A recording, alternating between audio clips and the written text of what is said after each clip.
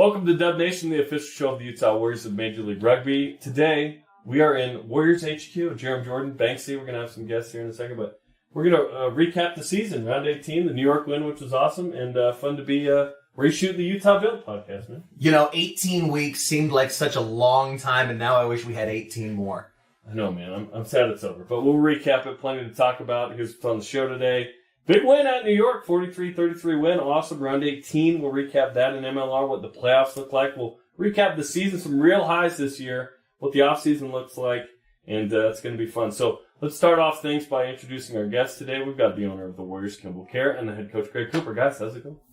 Great to be here. Yeah, I wish we were talking about playoffs this week, but certainly it's been a really successful season. First off, Greg, how have you internalized sort of, now that it's over, how the year went? Well, I think I'm with Banksy on that one. I wish there was a lot more rugby. Well, look, we know it's improvement. But, we set our sights on the playoffs, so there's that disappointment not being in the playoffs. So we saw improvement. We, the record is okay. So, but, I see it as a platform, but we look back now and it'd be nice to have another week or two left to play rugby. How do you see it, Kimball? Yeah, Greg and I actually were talking about it today just in terms of the consistency, right? You look at a 10-6 season, 50 points on the table, you'd expect in most competitions to be making the postseason or to be given an opportunity, right? But you look back at just some of the moments that throughout the season, maybe we didn't get this or we missed that or, the shoulda, coulda, wouldas. But those are the opportunities that you really take as an organization to learn, to grow. So I think overall, the message is pretty clear for us is that, we move this organization in a good direction, especially, when you look at it from 12 months ago. But we're still lacking a little bit of that consistency across the board. And that's something that we're going to be really focusing on in the offseason. Just a couple plays away, perhaps even a play away, which was right there. Yeah, it is. But, I think the one thing you've got to do is face reality. And, we can always look back at the what-ifs and that. And Kimball's right. There's the inconsistency is what we've got to take out. Look, we had some great moments. We're not going to deny that. So we do look back. We look back to learn. And we look back with a lot of pride on a lot of things. But we do have to accept reality. And reality is, how do we make it better? We've moved the dial, but how do we make it better? We look in the games where, we had some of the best teams that are now in the playoffs, we had them on the rack and we probably let them back in, still won the game. But so there was inconsistencies throughout the season and probably within games as well. But look, as a head coach, I'm proud of, what we achieved. Not quite getting to where we wanted to get to, but we had moved the dial. Okay, we'll highlight some of those highs coming up in a moment, but let's recap the win at New York. A nice win for the Warriors, 43-33. Ton of tries in this one. We start in the 6th minute. Henry Bell scores on debut against Chicago, Banksy, and then he finishes the season with the opening try. Well, it was good technical build-up early. It was a ball inside the 10-meter line, on the line out, and really it was just a big shove on the second movement that got Henry over the line. 12th minute, New York responds to go up 7-5, but then in the 18th minute, Cliven Lopes, in just his second game back, Reg, scores to make it 10-7. That was the first of two. Yeah, had a great move. And I think it was Jesse Hamilton. Jesse came in, punched onto the ball really well, got the offload. Joel threw a gap. Caleb, as Caleb does, finding that space on the edge and back inside. So, yeah, it was pretty clinical, to be honest. Dylan Fawcett scores to take the lead back for New York. It was back and forth for a lot. That's the 27th minute, 14-10 New York. Then the 33rd minute. This is one of the top 10 tries, I think, of the season. Cliven Lopes scores his second. Gets around the corner and then dots it down. TMO reviewed it, and it was good, Kimball. That was a good one. Yeah, it was exciting to see him you kind of second-guess himself maybe a little bit, but then just said, you know what, full bore ahead, I got to go. So got it down, which is great. And that was the second of two, as we mentioned. Saiu Hila gets a yellow card. Jason Emery scores a try to go up 19-17 just before half. Into the second half, Utah puts it foot down. Joel Hodgson scores a long one in the 43rd to go up 24-19. He scored 3 of the last 4 to end the season. For a guy that said at the beginning of the year he doesn't score a lot of tries with his feet, he sure scored a lot of tries with his feet this year, as well as marshalling the team around the pitch. It's been a great season for Jolie, and I think well-deserved getting a try in the finale. I feel like he scored, that was, I think, the second where he scored from outside the 22 all the way in. One was untouched a couple weeks ago, which was crazy. Then Calvin Whiting scored in the 46th. And at this point, Greg, you're up 31-19. It felt like you were in control of this match. I thought you were going to ask, what did I say at halftime? What did you say at halftime? I said, get your breath back, boys. It's hot. It was about 80 degrees. It was hot. It was hot, yeah. I mean, it was a hot day, but I mean, it radiated the heat as well. So that in itself was quite outstanding. The boys overcome the physical, which is obviously driven by the mind. So, no, it was a great. There was a little bit of a deception that I think confused Jason Emery and Kelvin. Being Kelvin saw it and he took it. And I was worried, honestly, Saturday night because I was looking at air quality from. And it was bad, but it kind of cleared out, and you gotta. Well, driving to the hotel from the airport, it didn't look great. To be honest, obviously it was a lot worse, but it didn't look great. So the day, it was a lovely hot day, and the sky seemed pretty clear. It's probably good it was on Sunday, not Saturday, right? Exactly. Had it been the day before, maybe. Yeah. Look. But as you say, we got out of the block so well in that second half, and but look. New York's a championship-winning side. They've still got a lot of players from last year. They know how to win those games. So we knew we were in for a battle. And I think we had them at one stage there. We just really had them, and they ended up getting a 50-22 later on. And I think that just dragged them back into the game. Ishmael Shabazz scored for New York in the 49th. That was to get the bonus point fourth try that locked up the 2 seed. That was what New York was there to do, right? In the 64th minute, Yuri Van Buren realized he hadn't scored yet this season, so he dialed one down to make it 38-26. I'm sure he realized it. Good to see the blue-capped guy who's always easy to spot get one there. New York scores in the 69th to make it 38-33. So now it's a 5-point game. This is similar to last week, trying to close it out, right? 80th minute on debut, winger Jesse Hamilton, who played a great game for Joe Mono, scores a try. One-handed grab Banksy with the left hand and dots it down. That was an awesome moment. And it was great work from Jesse. He'd been, the work rate that he had, he'd been involved in so many different phases, whether it was cover tackling or inserting himself onto set pieces and setting up other people. I really think it was an earned try for him and kind of a reward for the shift that he put in. And credit to Ali Khalifi and to Fetz Vanikolo as well for coaching him up through the selects. Without those two guys building that program and that pathway for the Warriors, I don't think we see a quality winger like Jesse come out of that for you in the finale, Greg. Great athlete. Jesse's a great athlete. He's a really good person. I remember day one, he joined us, and when I say day one, this is a bit of preseason work, and he said, Coach, because he wasn't part of the original squad, Coach, can I stay? I'd love to stay, and I'm not after this and I'm not after that. I just want to stay. And that was the attitude. But you're right, Ollie and Fetz, great work there. But Jesse's a person that just wants it. He desires it. He works hard, always doing extras. And, from a coaching point of view, to see that and to see him, and I know his family were there, were watching a game back here in Utah.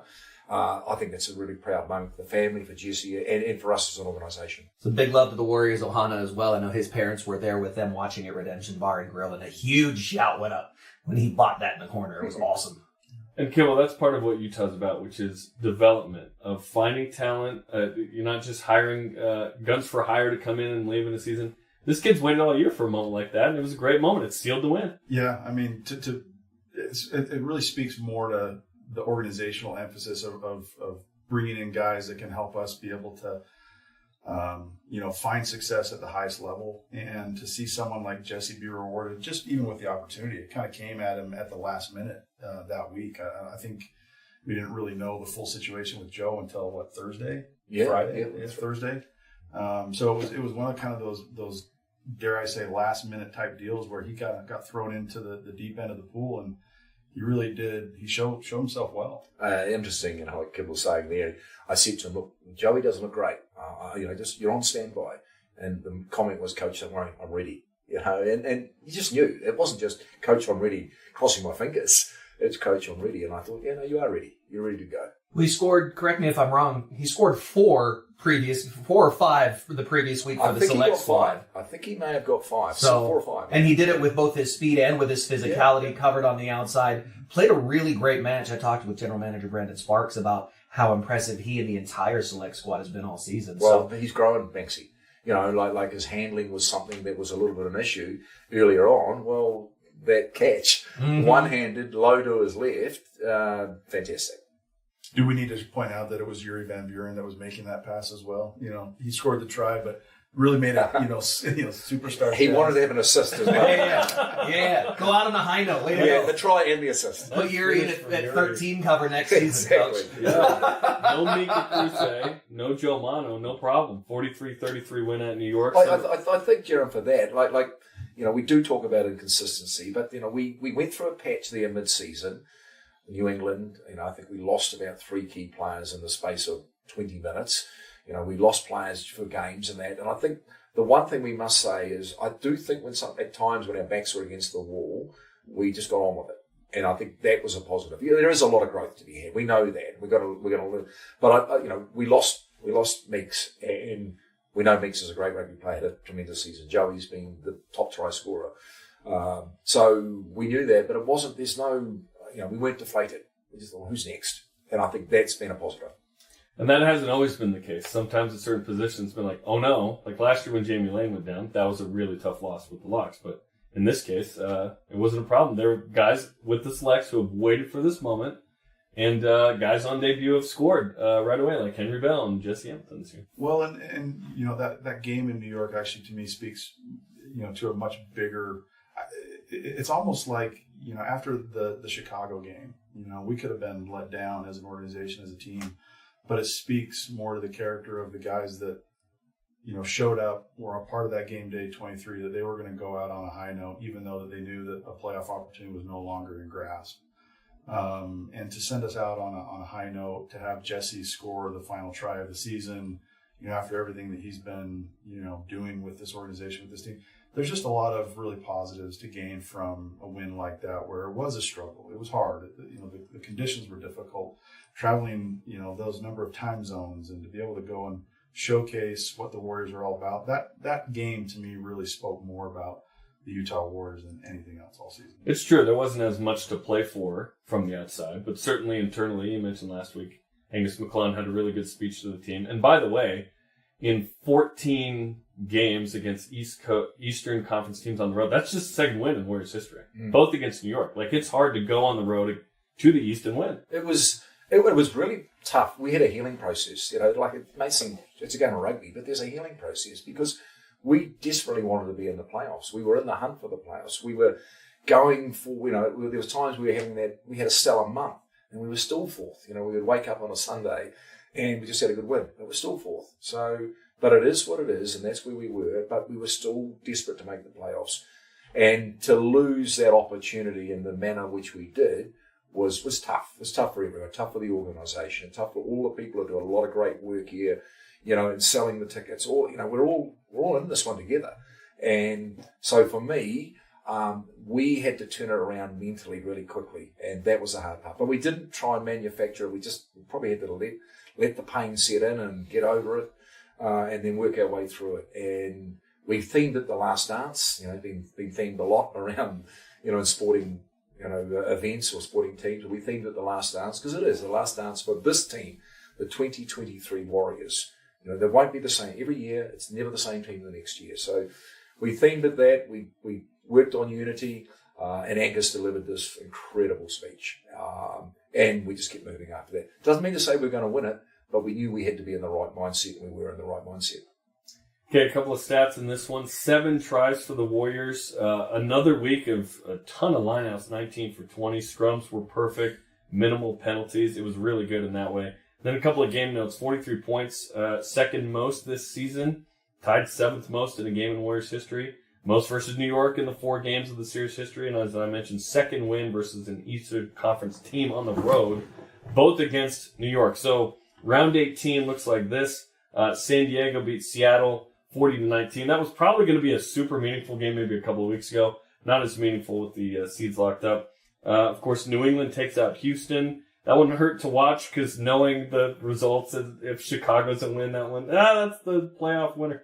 Gold Glory DC takes down ATL. Nola Gold beat Toronto, and Chicago outlasted Dallas. So the final standings look like this. As we mentioned, an incredible 10-6, 50 points. Unfortunately, is not enough. 4th in the West.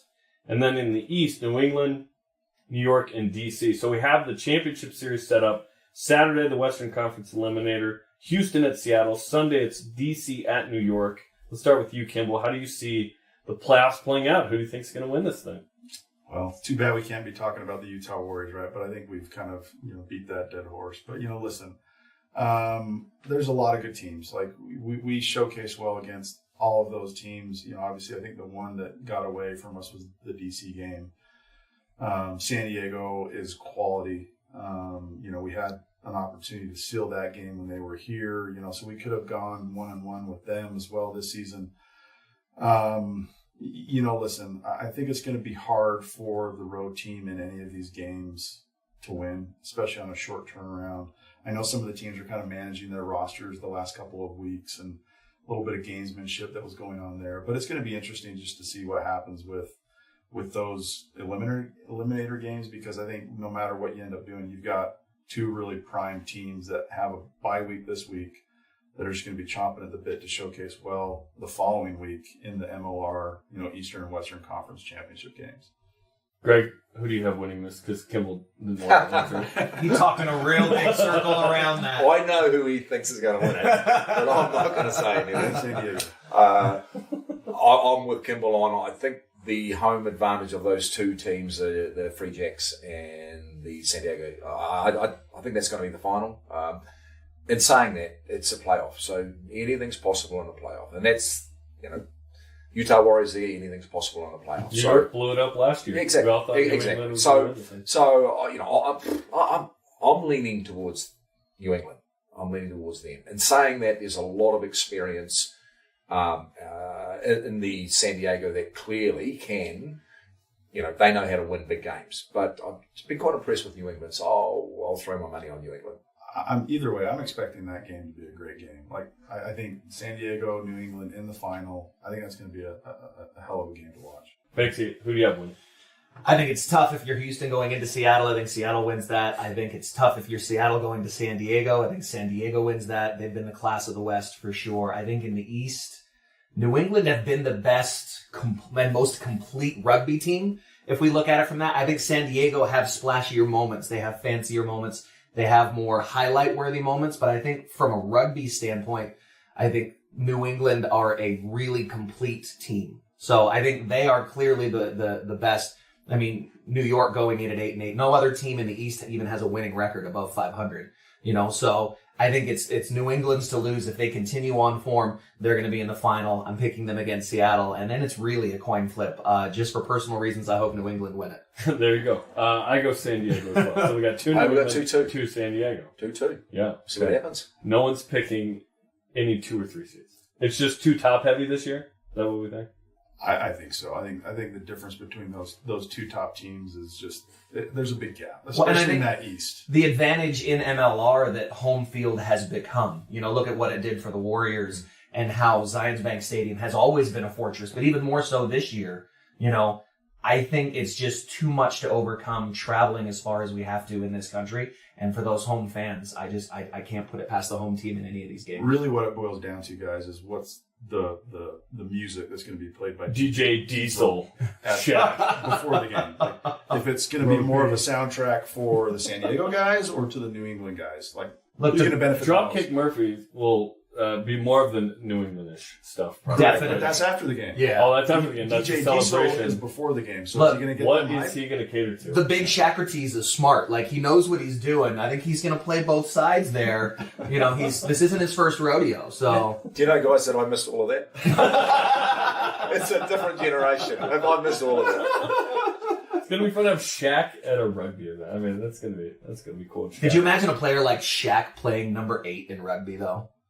You're talking about a guy that, 7 foot, 350 pounds at his peak. Could you see him peeling off the back of a scrum and heading towards the line? Who's going to stop that? Anybody who charges him. It would take J.J. Watt playing 8 on the other side to... I know some really good halfbacks in this I know some really good halfbacks. Okay, let's recap the season. So, like we mentioned, 10 wins is notable because it ties the most in team history with the 21 team. Doubled the win total from last year. That's a big deal. 50 points is the second most in the season in Warriors history. And then the 28-point win versus Toronto early in the season is the second largest win in team history. Banksy, how would you kind of summarize what we saw this year? I think the key word has been consistency, right? And just that little bit of consistency. It's a stat I'd like to know how many knock-ons this team had within 7 meters of the opposition try line. Because if we got even half of those possessions back, I think we're talking about this team being the 2 seed. So when you look at how really close this team is from being good to being great, I'm really excited for Coops, in your first season, what we can build on from here, because the bar has been set now and the expectation is always playoffs and competing for a championship year after year. So, I think when we look at what this team was last year to where we are now, to where we can be going forward with just a few adjustments, that I think there's something really special brewing here in Utah. At times I think we got bored with doing the basics. And I think that's a little bit of our growth. We're just about there. Could we recycle this, or could we do some miracle like you're talking about? Right. So, something that I put to the team, I said, when we do the basics well, we look exciting. When we chase being exciting, we look basic. And yes, difference, like Toronto was just magical. It was 18 minutes of just rugby magic and everything stuck. But generally speaking, that's not rugby. Rugby is about, making that decision. And I'm all for promoting exciting rugby, and these boys will always play exciting rugby. But sometimes you've just got to pull the trigger or put the handbrake on slightly, just ease back a little and just go that next part. So that is probably the consistency. We don't need to play miracle rugby all the time. We've just got to be a bit more consistent. One more phase, right? One more phase. If you just don't take the 50-50 ball, turn one more phase over, and those outside backs are literally walking in the corner. Look, there'll be a lot of other things we'll look at. We're just, the coaches are going through, what we think, and, we're working with the conditioning team, everything. We'll analyse everything and we'll come back. But, we've got a lot to look at and say, yes, that's good. Okay, where do we go from a nearly to reality? The positive reality that we want. A year ago, Kimball, Utah's coming off a 5-win season. There were 6 or 7 one-score losses. This team was right there. You bring in Greg, and you've doubled the wins. How would you assess what 2023 was? I think it's been a good setup year, right? I think it's been a good year for us to go back to the foundations of what the Utah Warriors are trying to become and what we're trying to build. We've maybe had to go back and jigger a little bit with some of the cornerstones to kind of continue in that metaphor a little bit, to really make sure that the superstructure that we end up putting on top of that is going to be aligned with where we need to get it to. So for me, it's someone that has the experience like Greg has in the professional setups in the organizations that he's been in, that's been able to kind of take a step back, look at some of the bigger picture elements, but also be able to tactically put in some of the stuff that's going to be, gainful for us as an organization long term. So, while it is disappointing to not be in the playoffs, 100%. Every year, I think everyone needs to hear from me that Greg and I are 100% aligned that we need, as an organization, to be in the playoff conversation. Like, we want to be in the championship conversation year in, year out. Whether or not we do that, it's really kind of how the ball bounces sometimes, right? Some things just end up being out of your control, injuries, whatever it may be. But we, as an organization, want to be in that conversation, to be making the postseason, being considered for a championship year in and year out. That's what the Utah Warriors aspire to be. So I think we've done a lot of hard work. We've done some good evaluations on where we're at as an organization, what's going to help us continue to mature, evolve, grow. But I think we've taken a lot of good steps in the right direction in 2023 that's going to set us up for success in 2024 and beyond. Part of the reason for that, Greg, was the home domination. 6-2 at home, average attendance of over 3,500, sold out the last 3 games. This was a special place to play. Oh, look, my son was here. I think we spoke about that. He's been to All Black games with 50,000 people. And he's watched all of our games. And he said, I couldn't believe it. He said, until you're here, you cannot believe it. He said, that was as exciting a crowd and atmosphere as you get. And that's not saying something, just plucking that out of the sky. That's genuine. So it is, and to get the crowds and the revenue, all that's good. But 6 out of 8 is not good enough. We've got it. If it's a fortress, it's a fortress. And the fortress is 8 out of 8. And we were in situations we should have won those other 2. In saying that, we could have missed the last tackle against New England and they could have scored. But it's not the ones that they could have scored. It's the one, it's the ones, it's more about what we can do. And I'm really pleased that we've grown, I think, in that area. But I'm never satisfied unless we tick the box completely. And I wish, one of the things I regret is we're not 8 out of 8 here. And that has to be the goal next year, that it is 8 out of 8. Because we've got 4 out of 8 on the road. I don't read too much of the road. It's a bit of travel. Just get some sleep It's really. There's a lot of people going through a lot worse out there in life that you're a bit tired from a trip. So just get out there and do it. But yes, we improved on our road, which I think is really positive. Mm-hmm. But this has got to be a fortress. There's a non-negotiable. So we should have won those other two. We were in a position to win the other two. We didn't win those other two. So that's where we've got to go to. And I think we do that. And the crowd knows that they know that they're helping. We know they know. They are helping. So we've got to get across the line. Just one comment, if I could, on that. That last game, I'm telling you right now, that was probably one of the most energized, engaged Warrior audiences that we've had in that last game against Chicago. Everyone in the stands knew that we needed to get the win. We were hoping for the bonus point win.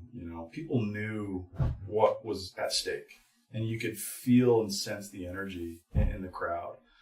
Just the way that they were reacting to what the referee was calling or what the players were doing. A ball gets kicked out of bounds or, whatever it was as energized and emphatic of a crowd that I've ever seen at a Utah Warriors game. And that's something that is special for, where we're at as a rugby team and as a rugby community, because you don't see that in some of the other MLR towns. You don't see fans understanding the nuance of what is happening and just the energy that kind of comes from certain things. Yeah, when the other team at some of these other venues, they score a try, everybody cheers and claps and yada, yada, yada. But, to understand that, when a 50-22 takes place or a ball is turned over inside the 22 and it's the third time that we've had a defensive stand, to have the crowd cheer and, give the boys their kudos for that defensive stand, like little things like that was amazing that night. And I think it really speaks true to what we've been able to build as a rugby community and as a fan base.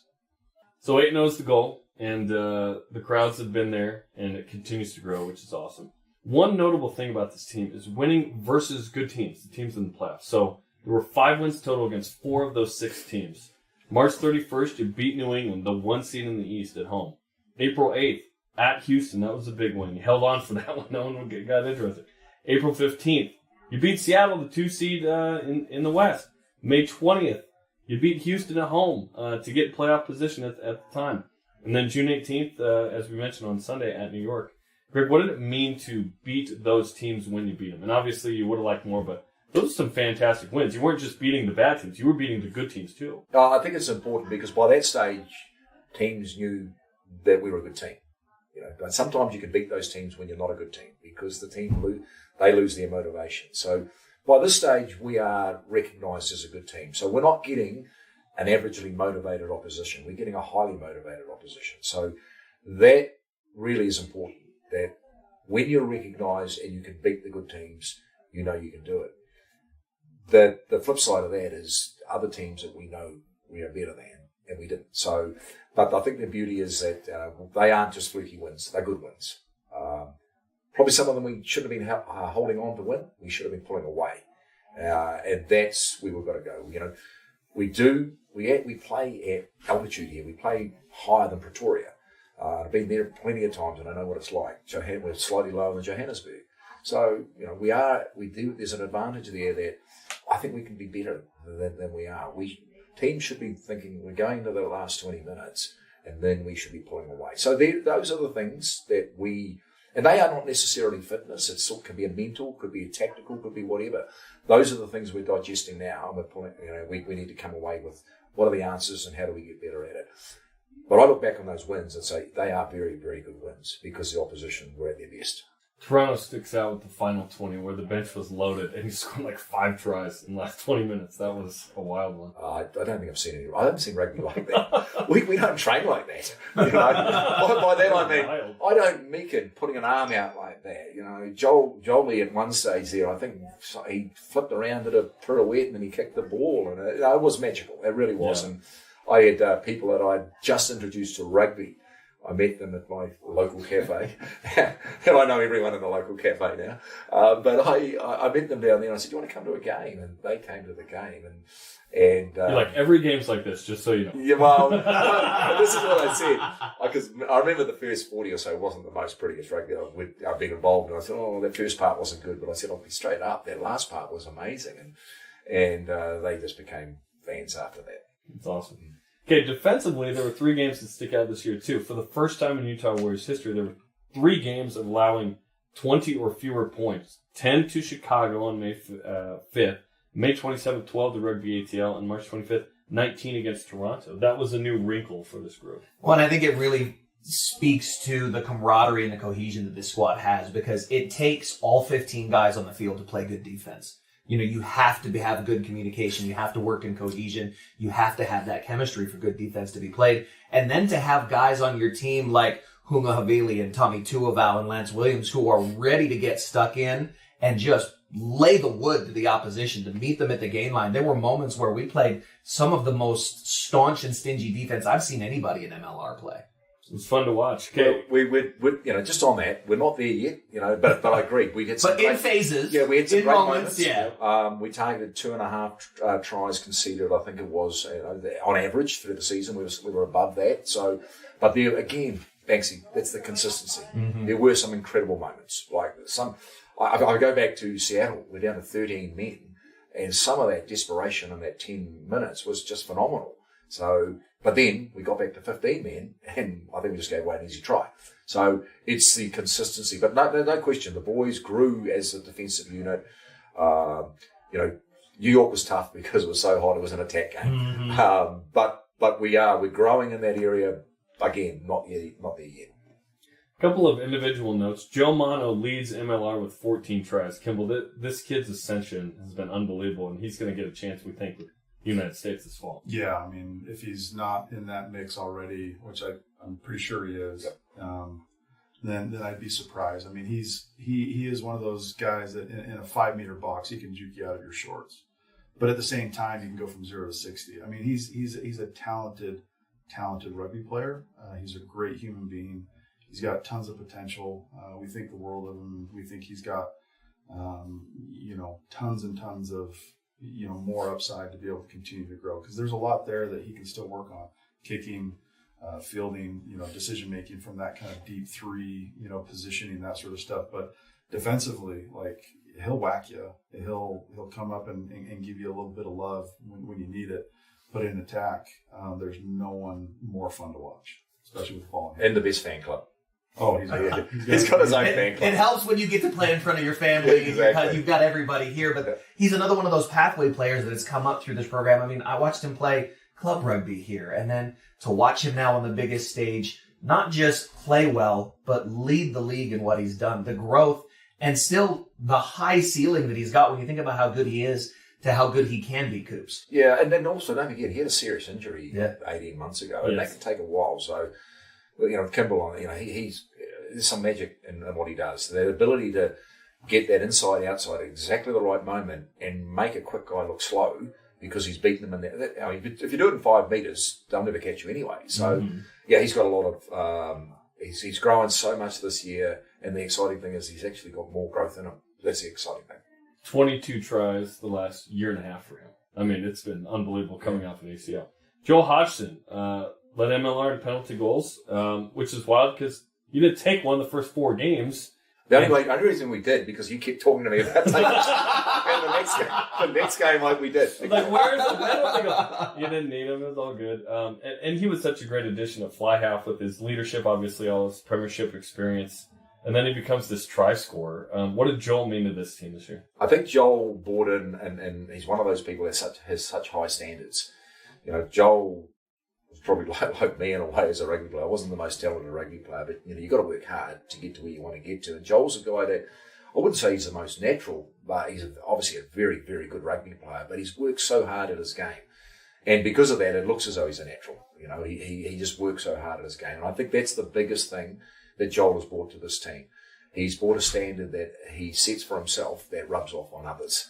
And he's not afraid to say it. And that's the other thing, he says it as he feels, and that's important. So I think originally he got a little bit frustrated because, as we've talked about, this is a growing team, and the standards probably that he sets for himself hadn't quite been set as a team. And I think the longer the season went, the more the standards started to lift. I think he got more comfortable with that. Well, I think he really enjoyed his rugby too. Like, I think you know how the grind of a professional rugby season can be, especially when you're playing in the UK. I feel like Joel came here and really kind of refound his love for the game, because the creativity that he was able to show, crossfield kicks in back-to-back moments, the little flick passes on the fly without his feet touching the ground, learning in a new system with a new team, with a new 9 pairing and Connor McLeod coming in.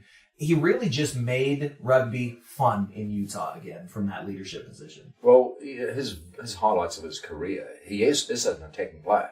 He actually likes to attack. And I remember having a chat with him at one stage, and I said, Jolie, I don't think you're being you. You know, I said, have a go. You know, let's be you. And I said, we make a mistake, but I've seen you. I know what you're like. So let's see some of that. Let's see some of the Joel Hodgson that we knew was coming to Utah.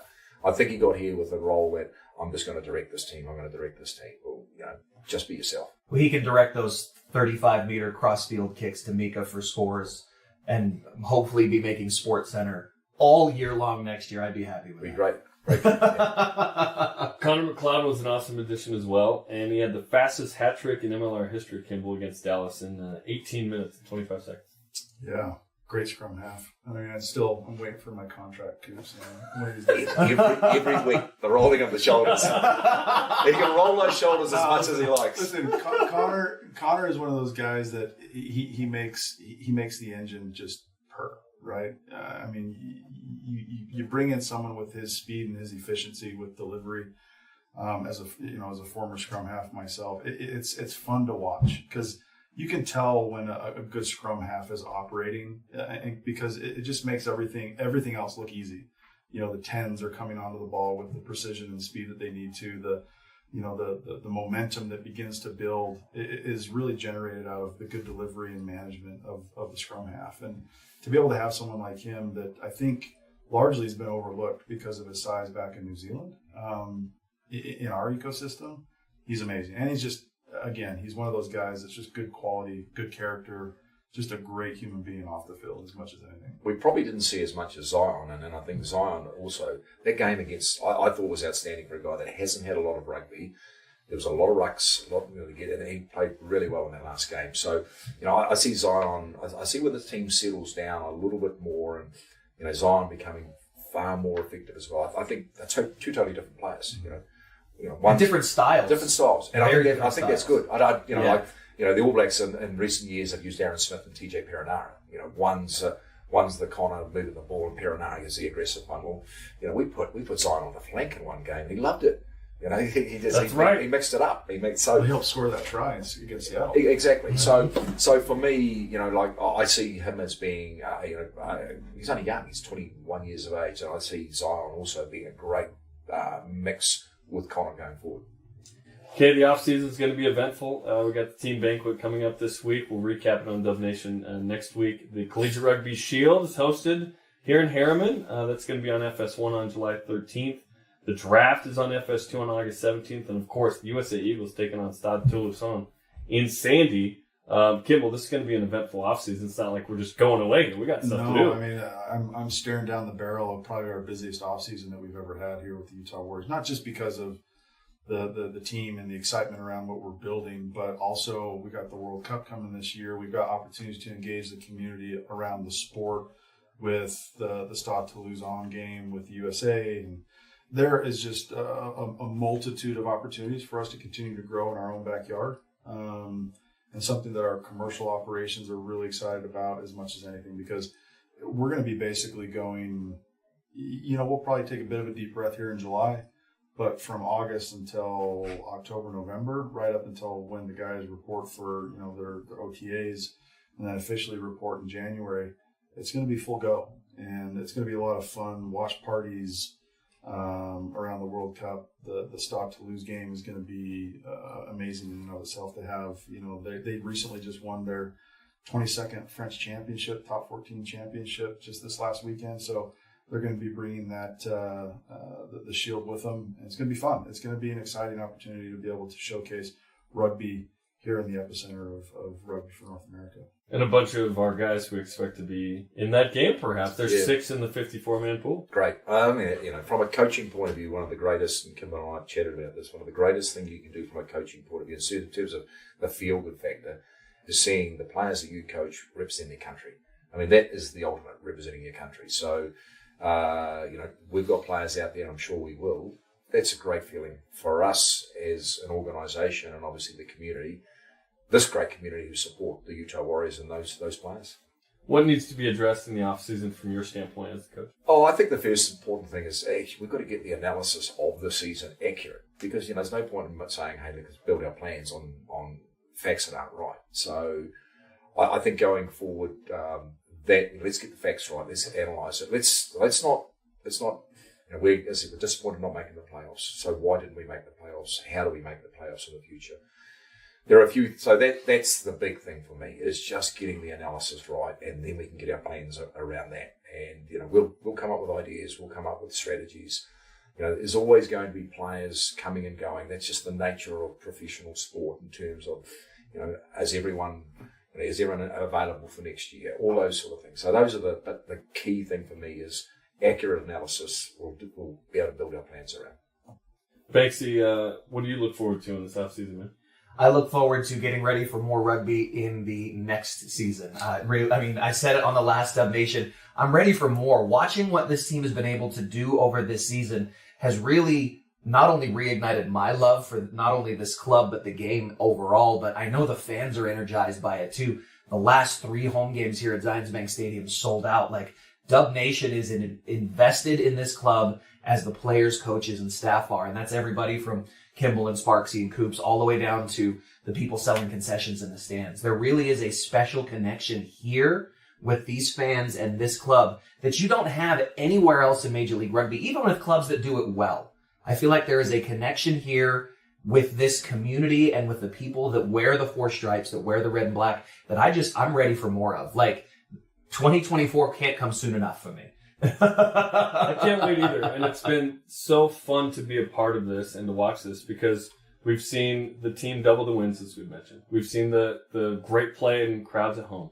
We've seen the injections of talent from locally, from New Zealand and the McLeods and the Henry Bells, the young guys who, when the airport's not full of water, can actually get here. That was eventful for Henry. And with the start of the Collegiate Rugby Shield last year, with the great draft picks, with the Jesse Hamiltons of the world, with the Rugby Alliance. I mean, this is exciting. The World Cup's coming up. This is going to be a really fun summer, and we look forward to it. And it's been awesome. Thanks for coming on the show, and thanks for an exciting 2023 season. Yeah, we got to thank this guy. Got to thank the players above all else. I mean, the staff have been super committed this season to, making sure that this team showcased the level of rugby that we expect out of our Utah Warriors. But I think what we've also seen is a reinvigoration from the players, especially the guys that were here from the early days. And those are the ones that kind of tend to have a bit of a soft spot in my heart, because they've been through a lot of the same stuff that I've been through with them. The Angus McClellans, the Lance Williams, the Sai Uhilas, those guys that were here during the peanut butter and jelly days. That's right, the peanut butter and jelly days, where we didn't really have 2 coins to rub against each other, and we somehow made it work. And to now see some of the fruits and the rewards that they've seen, so to speak, for all the hard work that they put in, and to be able to have someone like Coops with his experience, layering into that and now adding value to that. It's pretty exciting where we can go. We're not that far off. There is the consistency in some of those other things, and I agree with what Coops is saying about getting the analysis.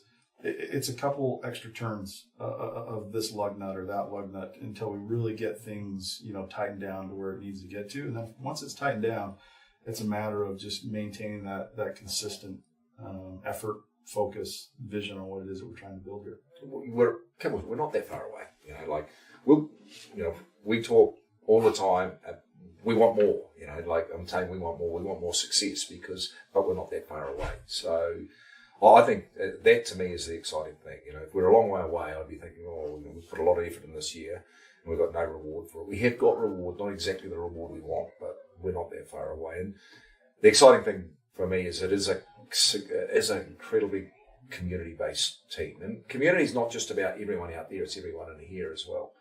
I enjoy coming to work, going to talk to the people in the business side of it, as well as the people in the high performance side of it, because we're all striving for the same thing. Good people striving for the same thing.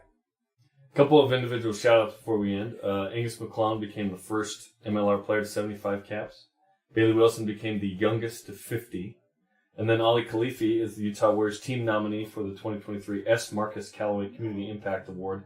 He's a good dude who helps out in the community. He's one of the 12 nominees, which is a big deal as well. And he helped with the selects in a major way, which is pretty awesome this year. Yeah, he's a good man. Really is. He, on the leadership group, really has had a particularly strong second half to the season. Really strong second half of the season. So, yeah, no, and that community thing is important. I mean, we can turn up the work and we can go out there and play rugby, but if we can give a bit back, I think that's the most important. Okay, that'll do it for us. Like and share this episode of Dub Nation on the Utah Warriors social media. We'll talk to you next week for the awards show. Who's coming home with different awards as given by the team and the management here. Our thanks to Kimball and Greg. We appreciate your time. Thanks for coming on. Thanks, guys. Always a pleasure. Thank you. Okay, today's show was produced by Mason Benson. For Banksy, I'm Jarom. Go Warriors.